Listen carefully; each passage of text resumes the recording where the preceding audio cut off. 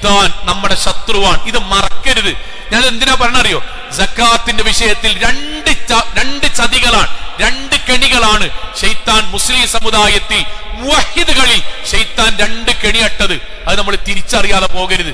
രണ്ട് കെണി. ശൈത്താന്റെ ആത്യന്തികമായ ലക്ഷ്യം എന്താ? ഇവിടെ ഇരിക്കുന്ന ഓരോരുത്തർക്കും ശൈത്താന്റെ ആത്യന്തികമായ ലക്ഷ്യം എന്താ? നമ്മൾ സ്വർഗത്തിലേക്ക് പോകരുത്. അതല്ലേ സോങ്ങളെ? ശൈത്താൻ അള്ളാഹുവോട് പറഞ്ഞ കരാറാണ്, ലൗവിയന്നഹും, ഞാൻ വഴിപഴപ്പിക്കും. പടച്ചോനെ വഴിപഴപ്പിക്കും. താരെ സോങ്ങളെ വഴിപഴപ്പിക്കണ്. ശിർക്കില് വിഗ്രഹങ്ങളുടെ മുന്നിൽ, ജാറങ്ങളുടെ മുന്നിൽ പോയിട്ട് കൈകൂപ്പി നിൽക്കുന്ന ആൾക്കാരെ എവിടുക്ക വഴിപഴപ്പിക്കാൻ? പള്ളിക്കൊക്കെ വരുന്നോലെ, തറാവി നിസ്കരിക്കണോലെ, നോമ്പ് നോൽക്കണോലെ, ഹജ്ജ് ചെയ്തോലെ, സഹോദരങ്ങളെ തൗഹീദിന് വേണ്ടി ജീവത്യാഗം ചെയ്തവരെ, മക്കളെ ഹാഫിളാക്കിയ നമ്മളല്ല വഴിപഴപ്പിക്കുക.